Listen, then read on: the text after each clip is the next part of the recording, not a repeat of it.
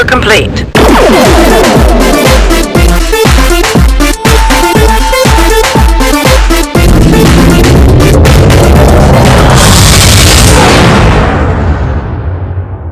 Hello and welcome to Subspace Transmissions, the podcast where one broken, dejected Trek fan steps into the arena and tackles the best, worst, weirdest, wildest, and everything in between that Star Trek has to offer. I'm Cam Smith, and I am here for my Shame podcast. If you don't know what I'm talking about, please go and download episode 150 from our archives, The Beginner's Guide to Star Trek, and all of this will make sense why you are now watching a Shades of Grey commentary. So, without further ado, let's start this misery. I hope you're all here to join me for this party. Let's count it down now. 3, 2, 1, go. Yep. Enterprise looks great. Now, I guess the question is, first off, why does this episode exist? Because we know it's bad. It was made because the studio wanted to cut budget on season 2. There'd been a writer's strike at the start, and then they'd spent a lot of money on episodes like Elementary Dear Data, and so they asked Maurice Hurley to cut the budget for the end, so we got this bottle episode, which mostly devolves around Riker having a leg infection. So right now we see Geordi and Riker.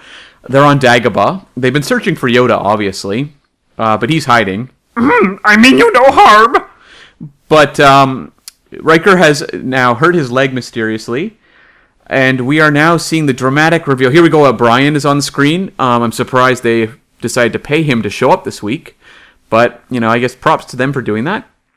But, I do kind of like the overall premise of this idea of this episode, of just, a crew member having the most insignificant injury and hell just being sprung from it, but, it's not done well. So, I don't know, it's kind of a loss. It's interesting, in the promo for this episode, there is no mention at all that it is a recap episode. It's that classic thing any child of the 80s or 90s remembers, where you'd see a commercial for the next episode of, Simpsons, Full House, whatever, Hanging with Mr. Cooper, and it would look like a maybe fun episode, and then you would watch it, and it would be all, like 50% recycled footage.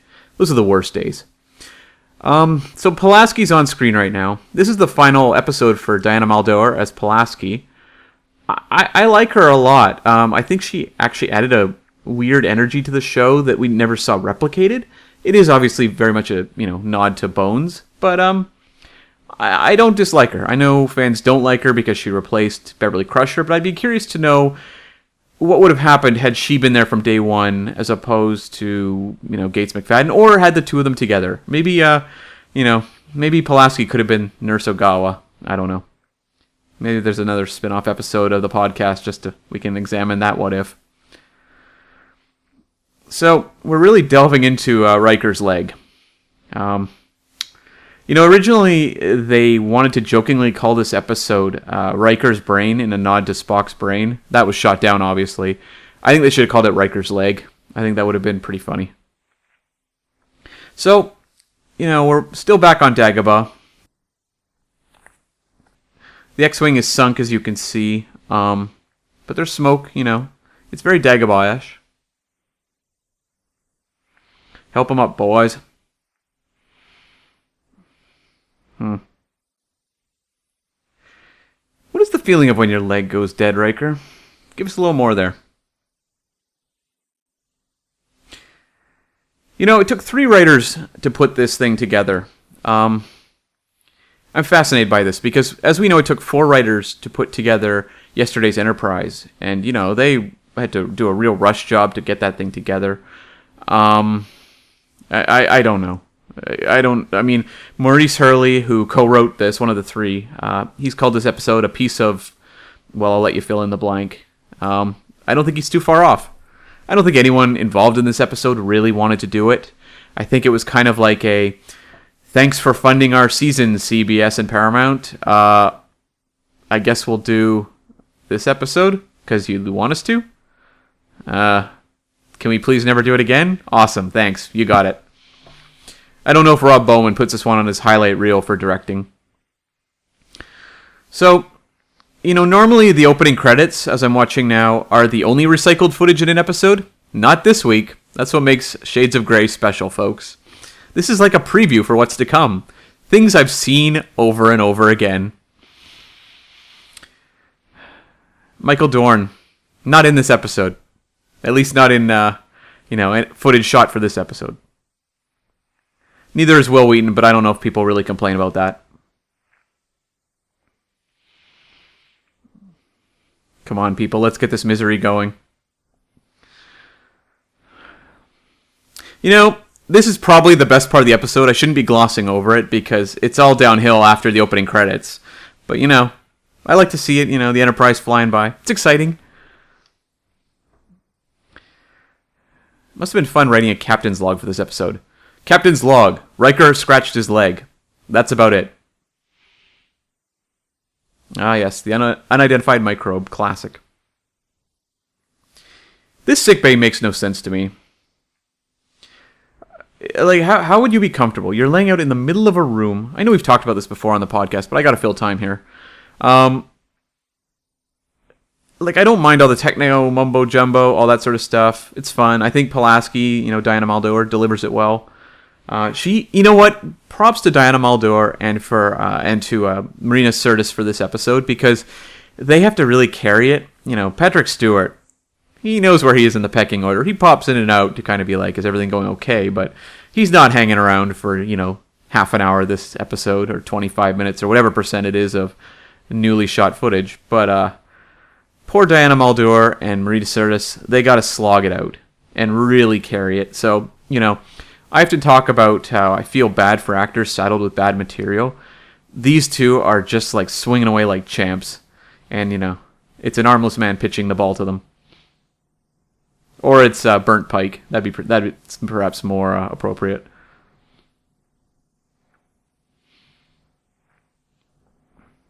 He could die. I wonder if back in when people were watching this episode, they felt like it was a possibility, given that Tasha Yar had died in Skin of Evil, also unceremoniously. I doubt it, but I don't know. Maybe there was one person out there somewhere.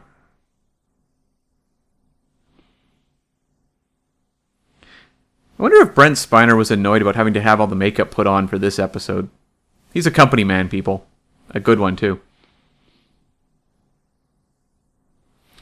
They're going back to Dagobah because the X-Wing is still sunk, and Geordi hasn't completed his Jedi training yet.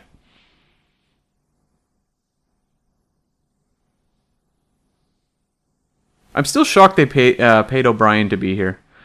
I mean, I imagine that Cole Meany wasn't charging a lot in those days, but nonetheless, people, this is a bargain basement episode. Save where you can.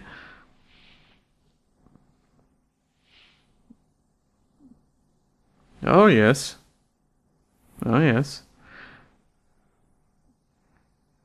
No animal life forms. Well, other than, perhaps a great Jedi Master. I'm hiding just to your right. Warmer. Warmer. Now, as I recall, this tentacle was responsible for hauling R2-D2 underwater. So it's very dangerous. You can see Geordi's taking a cautious kneel here. I don't know if that's careful data. This is not a great prop.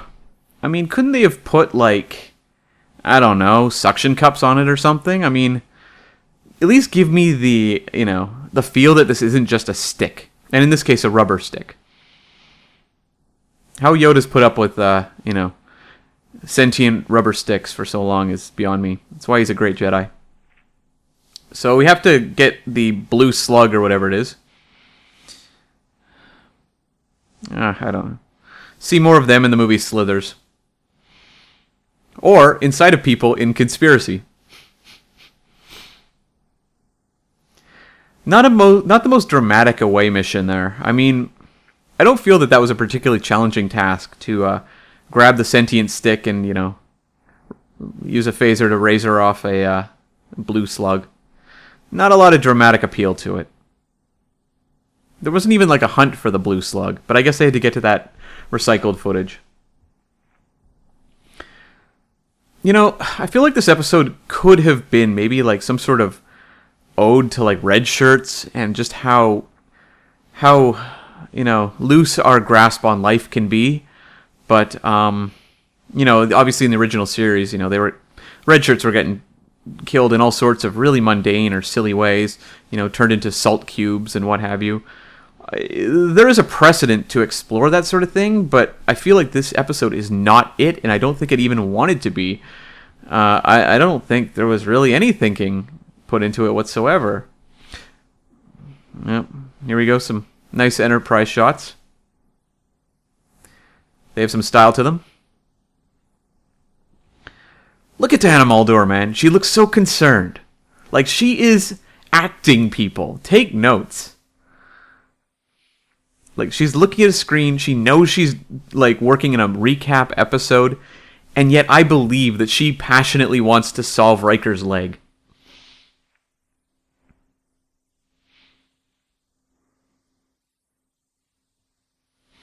She's doing her best. You know who isn't? The writers this week.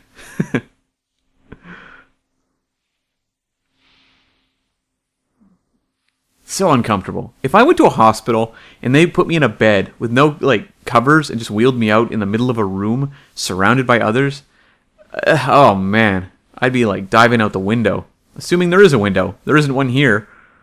There's nothing to look at other than the ceiling. No, he's not comfortable, Picard. Don't be sassy.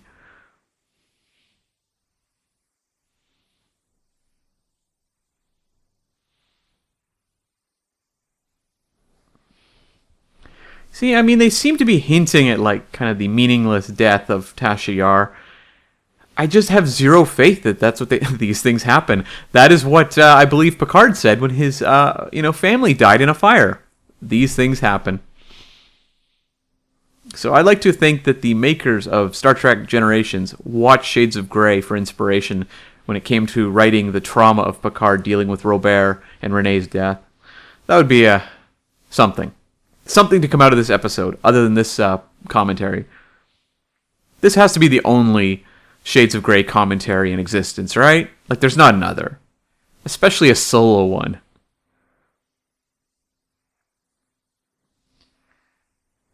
Is this a problem with the 24th century? Riker seems way too laid back to be dying from a leg scratch. I mean, I don't want to see him raging around the room, throwing things in the air and screaming at Pulaski.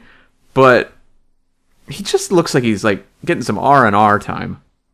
I don't know. If my leg was dead, I'd be a little more upset. But I mean, is this what Roddenberry envisioned? A future where people just don't care really about bad things that happen?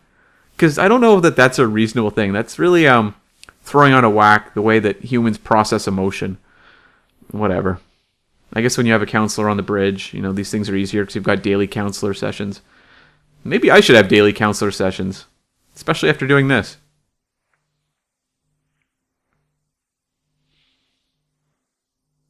They sure are, as we saw from Moose Riker in, what episode? The Icarus line.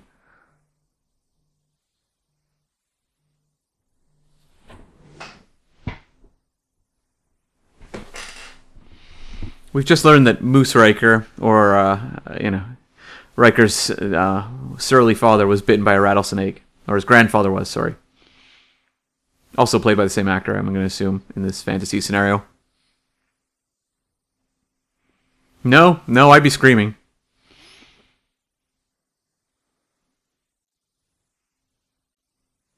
Does Riker have to set an example? I feel like Picard has to as the captain. I feel like the first officer has a little more leeway to just lose his shit. But... oh, I didn't graduate from Starfleet. I wouldn't even live up to, Jake Sisko ideals. I'd be more like Richard Bashir's. Yeah, Richard Bashir.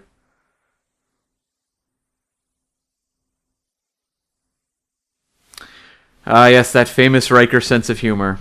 Of which we saw, referenced in Skin of Evil, where Tasha Yar said, "Riker, you always made me laugh. Riker, you ain't making me laugh right now."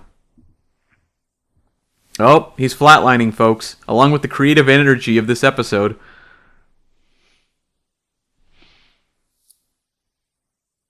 I love the dramatic music kicking on. I mean, someone is putting effort into this episode, and, props to them, I suppose. Although they're probably getting paid fairly well. I guess I'd do the same.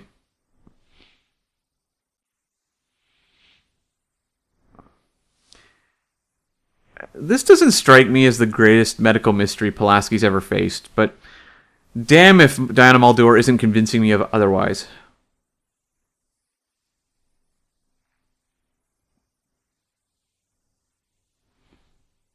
Oh, it's going to his brain. You see, this is why they wanted to call it Riker's brain.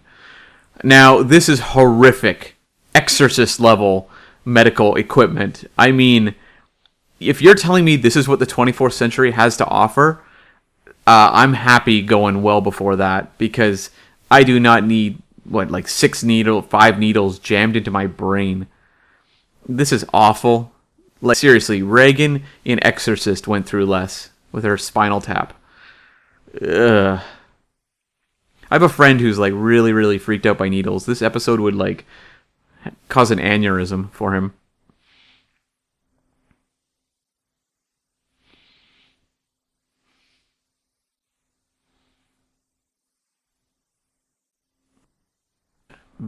Frakes is really sleepwalking through this episode, you could say. Waka waka.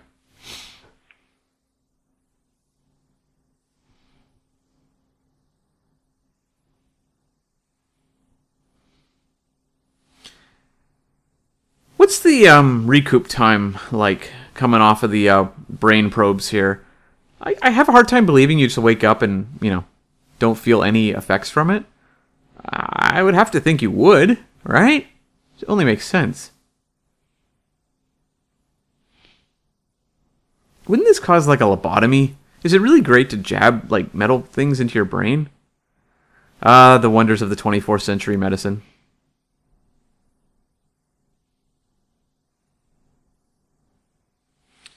Look at Marina Sirtis, like, emoting. She's emoting when she knows that flashbacks are coming up.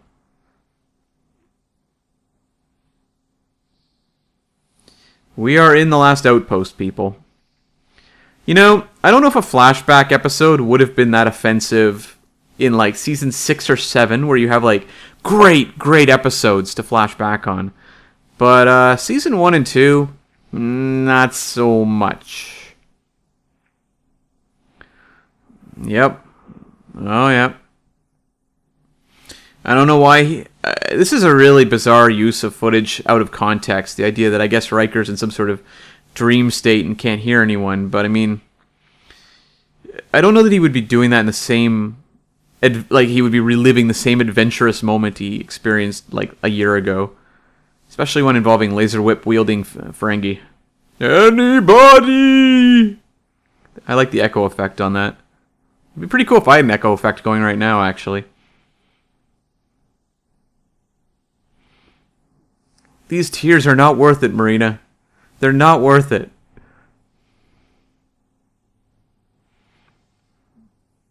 Hang on, Will. We need more flashbacks. We're rapidly running out of footage.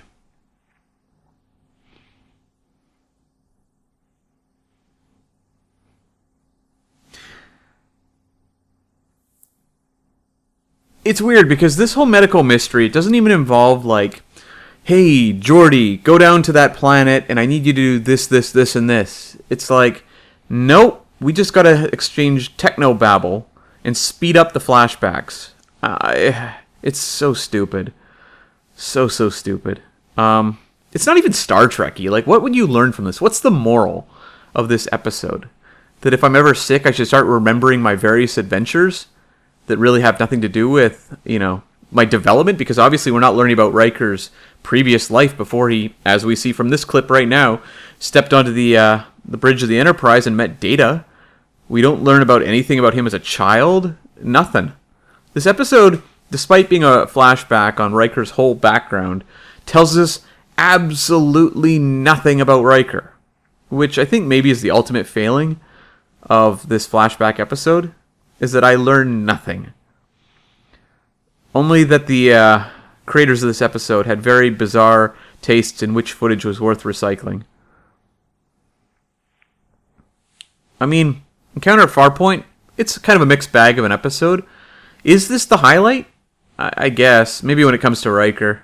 I don't know that he did that much exciting in that episode. He did have that really cool discussion with Picard about being his first officer.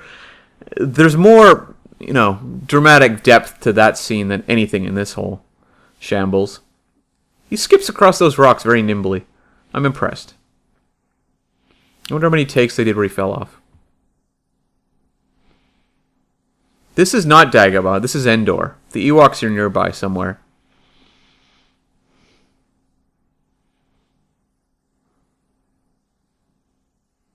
Oh, Pop Goes the Weasel. And there would be a... Brent Spiner would flash back to that in, I believe, Brothers. I think it was Brothers. I had forgotten that this was a recurring motif of Data, whistling Pop Goes the Weasel. I don't know that that's the most endearing trait of Data.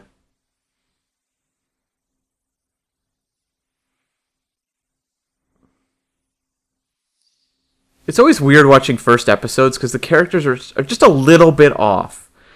Brent Spiner seems a little bit chilly, whereas like Data's emotionally aloof. Obviously, as an android, but he never feels like a cold character to me. He has those kind of he gives off that kind of vibe here a bit, and obviously that would be fixed in like the next episode or the one after that.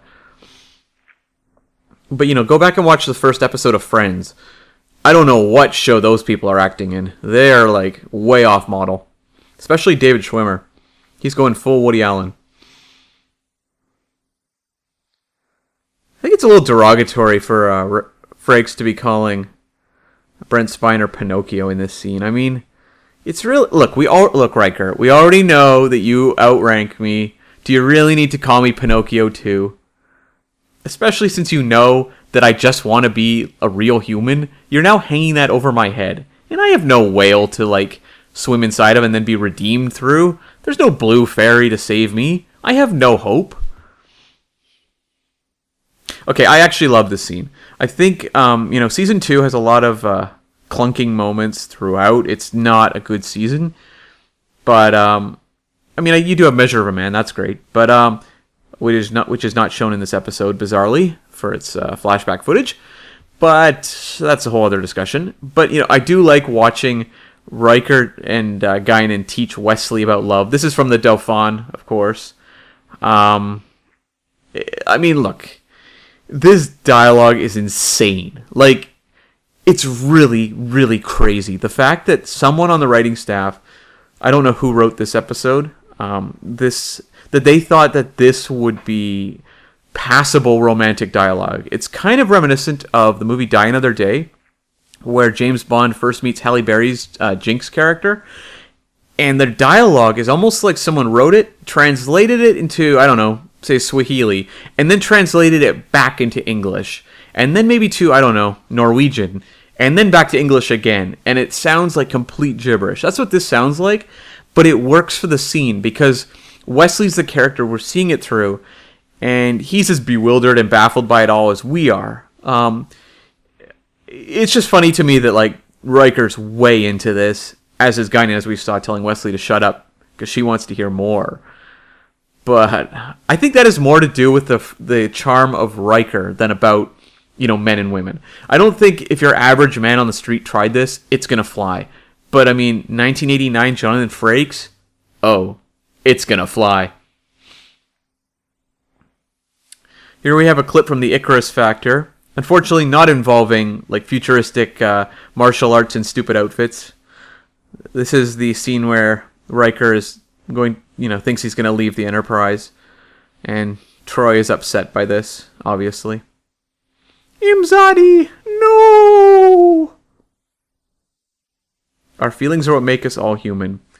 Said by a guy in a show that has a notable absence of feelings.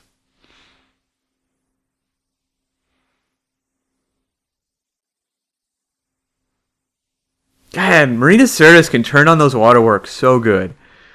The Icarus line is a terrible episode, but or Icarus Factor, rather. I think I've been saying Icarus line, but it's Icarus Factor. Feelings of warmth and friendship. Oh man, Marina. I feel for you. Warmth and friendship.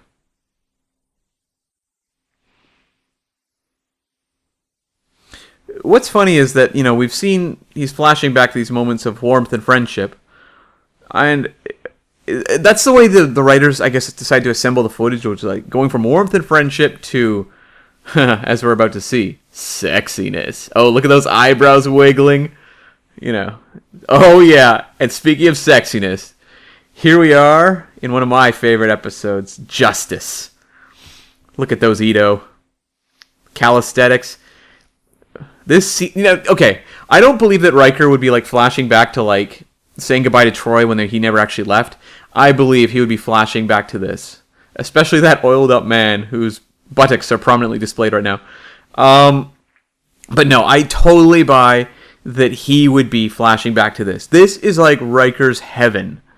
So, look at this. Him and Worf, they are so down with this. Like, I get this. Oh, here we go. To the Binar episode. I'm not going to try and pronounce it. It's just a series of ones and zeros. I'll let you guys recite the title of that one at home. His obsession with Minuet never makes sense to me. Like, he's really into this hologram in a big bad way. And, I just don't get it. Like, I gotta say, okay, Riker, if you're on your deathbed and you're flashing back to a love affair with a hologram program, you've done it wrong. I mean, what does Riker get out of this? At least Janeway had the good sense in Fairhaven to realize that this was not a great relationship and not particularly, it just didn't work, despite what Chakotay said. But Riker, to me, seems to have no self-awareness that this is perhaps, I don't know, maybe I'm just being small-minded. Oh, we're back with Minuet. We needed multiple flashbacks of Minuet, people. Which tells me that this is the most important relationship in Riker's life.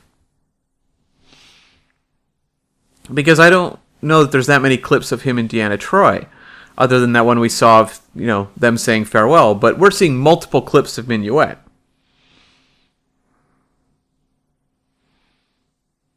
I don't know that this Riker is representative of the Riker we would see later. I have a lot of trouble imagining like season 4 or 5 Riker behaving like this.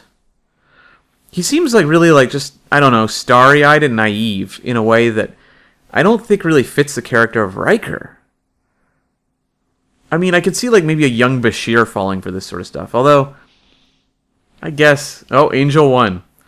Angel 1 is I don't know. I got nothing to say about Angel 1. It's a dumb episode. I thought this actress was good, though. She brought a lot to a pretty much nothing part. Kind of an insulting part, quite frankly. Like no man ever has. I've often, yes, this woman says that Riker attracts her like no man ever has. I've often wondered if Riker, for Gene Roddenberry in those latter 2 years, was sort of a conduit for him to kind of channel his sexual fantasies through, because we know he, we know that he really fixated on. Sorry, I'm distracted. I don't blame Riker for flashing back to this scene from Up the Long Ladder. I'll give him this one. I think I would probably do the same. But anyway, Roddenberry would often say that, Wesley was like a representative of what he would have liked to have been as a child. We know when he was doing the original series that Kirk was what he wanted to be. I think that Riker was that character. I mean, I remember there was a quote from a writer or a producer on Mudd's Women, where they said one of the big problems was Gene Roddenberry writing his sexual fantasies into Star Trek. When we get to Next Generation, Gene Roddenberry has a lot of power for season 1 and 2, and that's where you see a lot of kind of crazy stuff with Riker's sex life. And so I've often kind of wondered if that was a little bit of what was going on there, because that stuff really drops off once we get to season 3 and, Pillar come in and all that. But, early on, like, I think the episode Haven, he's watching, like, virtual, like, girls dancing and stuff like that, and he seems really into it. Riker's a real horn dog in like season 1 and 2 in a way that it was not the case moving forward. But it is entertaining to watch, I will say that.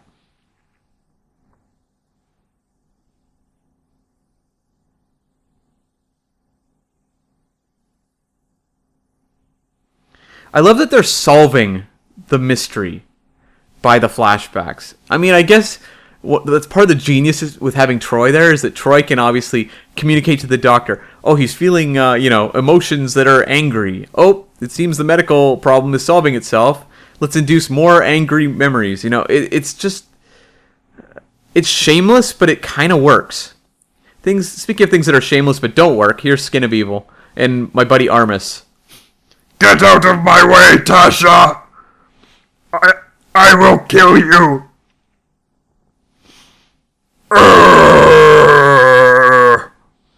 I've been alone so long!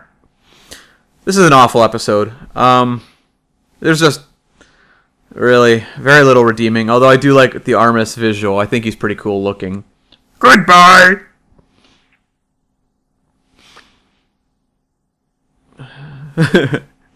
Peace out, Armus style. Now that's a meaningless death.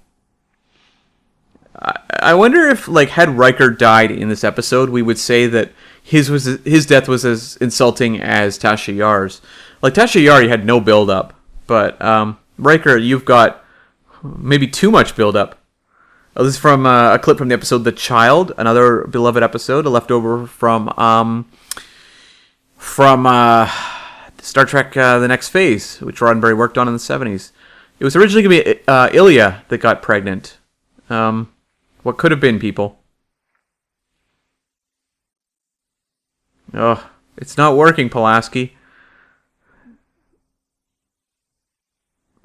This is, it's very confusing to have an episode which is Pulaski and Troy hovering over someone, and Troy crying, and Pulaski doing medical mumbo-jumbo, and then cutting to clips where they are doing the exact same thing, which is what I'm watching with The Child right now. I actually, for a second, thought we were back to the Shades of Grey footage, but we were not. Oh. Sadness. He feels sadness. So sadness solves the infection.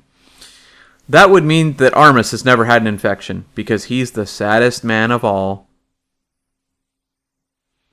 Negative emotions. Wasn't Armus made of negative emotions? They should bring Armus back for this episode and have him do some sort of tar transplant with Riker and save his life. That would be an episode that it wouldn't be good. Let's be straight on that. It would not be good. It would be one of the worst episodes ever. But it would be memorable. It would be the threshold of Star Trek TNG. And then, man, Riker could be part Armus for the rest of the series and have ooze powers. Oh man, this is getting exciting. I might have to stop this commentary to go write some fan fiction. Oh, more flashbacks. Now we had sadness and anger already. What do we got now? Okay, I don't know what this is. I guess it's action, because this is a scene from A Matter of Honor. Actually, it's a really good episode. It's season 2 episode with Riker going to serve on a Klingon vessel and kind of winning their respect over. Season 2 has a lot of bad episodes. Most people look at it just for having Measure of a Man, and a lot of people like Elementary Dear Data. I'm not a fan of that one, but this episode doesn't get brought up much as one of the strengths of season 2, but I actually think it does belong in that category. Maybe we should talk about it on the podcast at some point.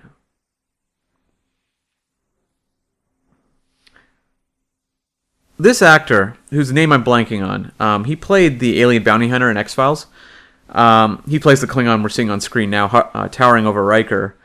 He was the Vegas Con in 20, I guess it was 12 or 13, and it was a bizarre train wreck panel. He was making kind of inappropriate comments to some of the people in the audience, and he just seemed a little out of it. It was crazy. It was very entertaining, and honestly, I would not complain if he came back, because, I'll say this much, it was a very memorable panel. This isn't bad fight choreography for Season 2 TNG. We would see a lot worse stuff coming up in the, oncoming years. And even on shows like Deep Space Nine and Voyager. This is actually pretty good work. And he jammed his head through a console, kind of like Steven Seagal did to Tommy Lee Jones in Under Siege. So I appreciate that. Obviously the Andrew Davis, who shot Under Siege, had watched this episode. Here's a conspiracy. Conspiracy, when I think about that episode, I don't think of this scene, but I should, because it's an old man beating up Riker, which is kind of funny. I mean, season 1 and 2 had a lot of kind of weird scenes of like unimposing people beating up Starfleet members, because you also have the Dauphin, and you have like Worf getting beaten up by the Dauphin's aide in like beast mode. The wonders for the body.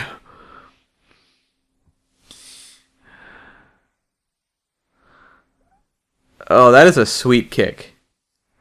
That is obviously a stunt double doing that. You see, this scene is clunky. The Klingon one was staged well, but in Conspiracy here, it's really awkward, and you can tell it's because they're trying to get around the fact the actor can't do these moves. It just looks clunky because, yeah. There's a lot of stunt double stuff going on here and blocking issues. But, I guess the scene serves its purpose, but it doesn't work the way that the Matter of Honor scene does. Yep, these fight scenes are definitely fighting the infection.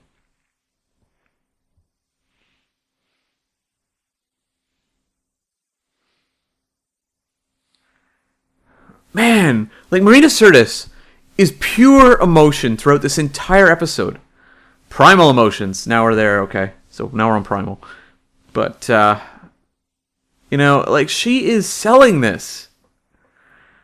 I can think of other series. Like, are you telling me if Robert Beltran had to do an episode like this, he'd be putting this level of effort in? I don't think so.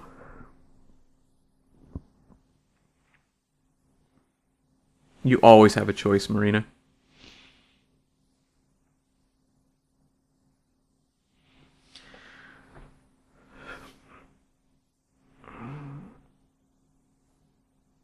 I kind of like that blanket. It's anything with sequins, it's very futuristic with a capital F and quotations on each end.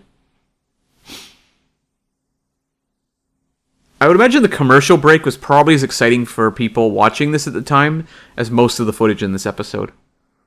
And they'd probably seen the commercials less times than they'd seen a lot of this footage.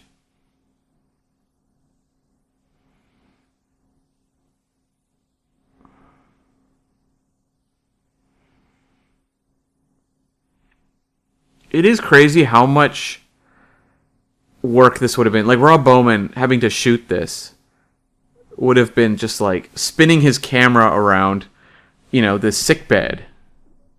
Oh, now we're in Symbiosis. They've picked really weird episodes to flash back to. Like, Symbiosis is, it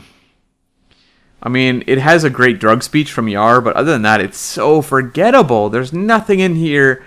There's nothing in this episode you would really think was worth flashing back to. But apparently this shot of Riker frozen by, this dude's electric hand is enough.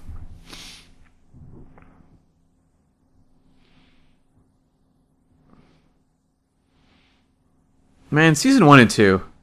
What a journey they were. No, okay, we're back to the last outpost. This time with laser whip wielding Ferengis. It's funny, like, I just don't feel like I feel like, most clip shows, at least decent ones, you get something out of the footage. And maybe that's because most shows that do this are sitcoms where you can build to a punchline. There's like a natural exit point to the scene. Whereas here, that's not the case. Without a context, these moments just kind of end with no fanfare.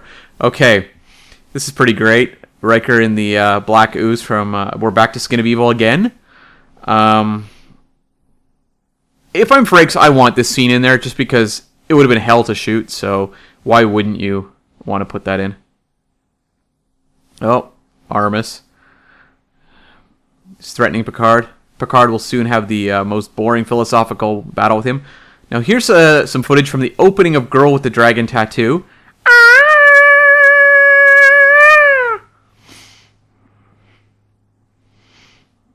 I'm talking about the David Fincher version, not the foreign film with Numi Rapace.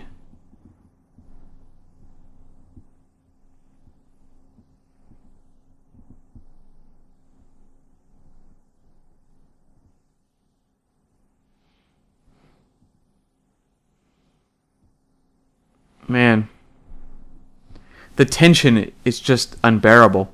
Will Riker be okay? I wonder what it was like to prep for these episodes. I mean, I guess or for this episode, it was only a 3-day shoot, so I guess you can kind of just phone this one in at the end of the season. And this season was only 22 episodes, of course, because of the writer's strike, so they didn't even get the full 26. So they were cut short and then had this tacked onto the end. So, not the most glorious end to season 2. It's, I guess it is the worst season finale. I know Learning Curve gets a lot of crap from us on the podcast, but man. I think we're back at Heart of Glory again.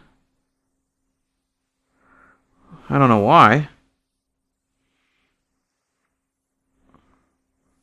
It's like they picked like a small handful of episodes. They had so much more to work with. Maybe they have to pay residuals to the writers. I wonder if that's what it was.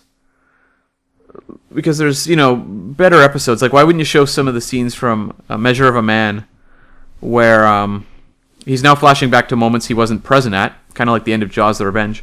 But yeah, I just wonder why you wouldn't show a scene of him trying to battle against Data in Measure of a Man. But I just wonder if it's a residuals issue at the time. I don't know. Because otherwise it's just baffling. This is akin to Lorraine Gary at the end of Jaws: The Revenge, flashing back to Roy Scheider doing his "Smile, you son of a..." It's such a cheat. But I guess it's nice to see Denise Crosby in season 2. I guess I'll take that, because I have nothing else to take from this.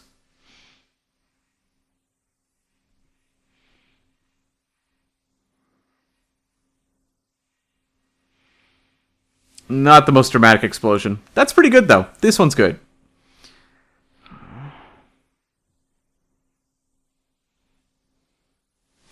You gotta, I guess, give the writers props in the sense that, they really got their money's worth out of all those exploding ship shots because, you shoot those once normally and you don't reuse them unless you're Star Trek 6 and Generations. But they managed to shoot some amazing footage and then reuse it. And, well, I guess why not? Now we're just doing this, frantic, speed through of all these episodes we already showed. I don't get it. I think they just showed where no man has been before, or where no man has gone, or where no one has gone before, I should say. Boy, I'm stumbling over that one. Shades of Grey is getting to me. I'm kind of losing brain function.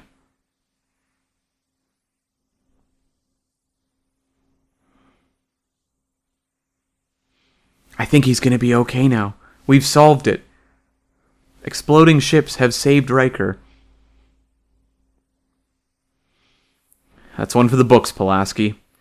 And this is the last episode for Pulaski, which is kind of sad. I do think Diana Muldaur deserved better. I know she wasn't happy on the series, according to the Chaos on the Bridge documentary. But, I know people were just once they heard Gates McFadden was coming back, it was okay, who cares about Pulaski? We don't need to hear from her ever again. But I don't know. I do think this character deserved a little more due. I think she actually contributed something to season 2. It makes the season at least stand out a little to me. Because, look, a lot of the episodes are bad, but I feel like she doesn't fall into that category, the bad category.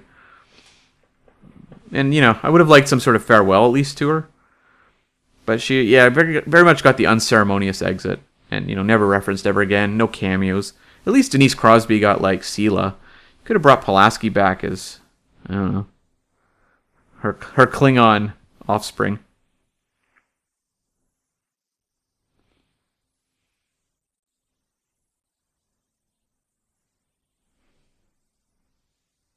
I would believe the dreams you were having, Riker. We saw them.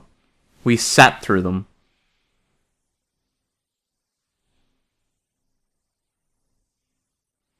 Meanwhile, Michael Dorn is happy at home, cashing checks, laughing it up, knowing that he did not have to put in any makeup time for this episode. Even LeVar Burton didn't even show up for this scene. Oh, Riker, you're whacked out. It would be amazing if that was ill effects from the probes to the brain, and that the whole next season he was like this and thought he was Captain Picard. That would make this episode better than Learning Curve. Nice little gag from Data at the end. I mean, thing is, this is a really bad episode, but the character scenes, kind of written throughout, they aren't like off base. They feel true to these characters generally, so it's not like an insult to the characters. It's more just an insult to the show and what it is, and the legacy of Star Trek. Because the original series never did this kind of crap. I mean, I guess you could say that the Menagerie did, but when it was aired, no one had seen the Cage.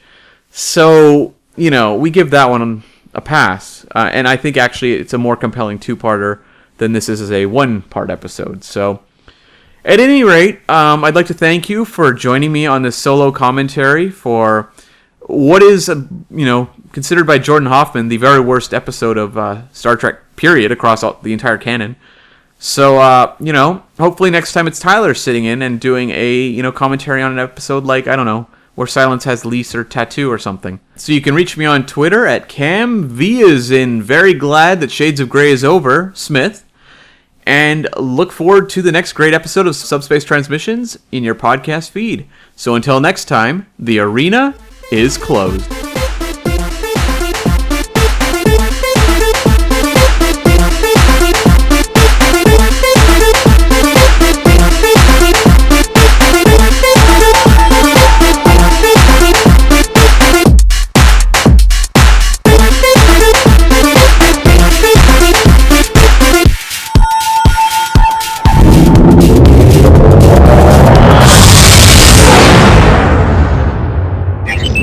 Transfer complete.